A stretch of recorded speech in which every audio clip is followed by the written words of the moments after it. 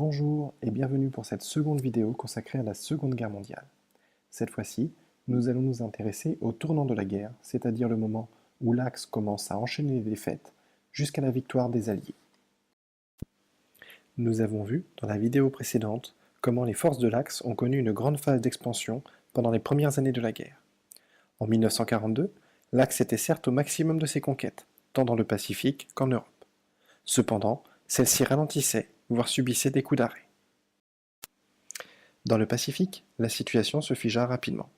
Les porte-avions américains, qui ont miraculeusement échappé à la destruction lors de l'attaque de Pearl Harbor, stoppent par 2 fois les flottes d'invasion japonaises, à la bataille de la mer de Corail en mai 1942, puis à celle de Midway en juin 1942. À partir de cet instant, les conquêtes japonaises sont arrêtées. Ces 2 batailles ont démontré l'importance de l'arme aéronavale au cœur du conflit. En effet, ce sont les porte-avions et leurs chasseurs-bombardiers embarqués qui sont devenus les armes les plus importantes dans la guerre moderne. Après Midway, et grâce à l'effort de guerre impressionnant fourni par l'industrie américaine, qui construit rapidement de nouveaux navires, mais aussi de nouveaux avions et de nouveaux porte-avions, les Américains disposaient de plus de porte-avions que les Japonais dans le Pacifique, et assuraient donc la maîtrise des airs. La reconquête américaine pouvait commencer.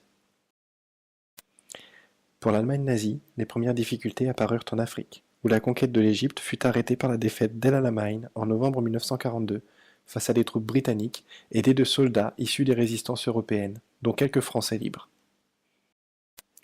Mais c'est surtout en Europe de l'Est que la situation s'inversa. L'invincible Wehrmacht, l'armée allemande, était bloquée depuis juillet 1942 devant 3 villes soviétiques, dont Stalingrad. Après des combats acharnés et meurtriers, les soviétiques finirent par y encercler les Allemands et les obligèrent à se rendre en février 1943. Ce fut la première défaite majeure d'Hitler, et surtout, le début de la reconquête soviétique. Les armées russes avaient eu le temps de se réorganiser et de se rééquiper. À partir du printemps 1943, elles lancent une contre-offensive victorieuse et reconquièrent les territoires perdus, puis libèrent l'Europe de l'Est. À l'ouest, de nouveaux fronts s'ouvrirent également en 1943. Les débarquements dans le nord de l'Afrique et dans le sud de l'Italie permirent leur reconquête. Puis, c'est le débarquement en Normandie, le 6 juin 1944, consolidé par celui en Provence, le 15 août suivant, qui oblige les nazis à se battre sur 2 fronts. L'arrivée d'importantes troupes au sol, conjuguée à d'intenses bombardements aériens, permirent la reconquête de la France et de l'Italie avant la fin de 1944. Au début de l'année 1945, les combats se poursuivirent en Allemagne, jusque dans les rues de Berlin même, où l'armée rouge de Staline affronta les derniers restes de l'armée allemande, jusqu'au 2 mai. 6 jours plus tard, le 8 mai 1945, l'Allemagne signa sa capitulation. Dans le Pacifique, la fin de la guerre approchait également. Les combats y furent là aussi acharnés. La bataille de Guadalcanal dura 6 mois avant de marquer le début de la reconquête américaine en février 1943. L'avancée américaine fut lente, car les Japonais combattaient jusqu'au bout, île par île, allant jusqu'à sacrifier leur vie, comme les célèbres kamikazes.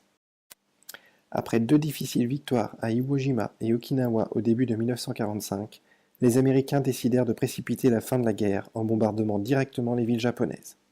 Le 6 août 1945, la ville d'Hiroshima est bombardée pour la première fois par la bombe nucléaire. Puis 3 jours plus tard, le 9 août, ce fut le tour de la ville de Nagasaki.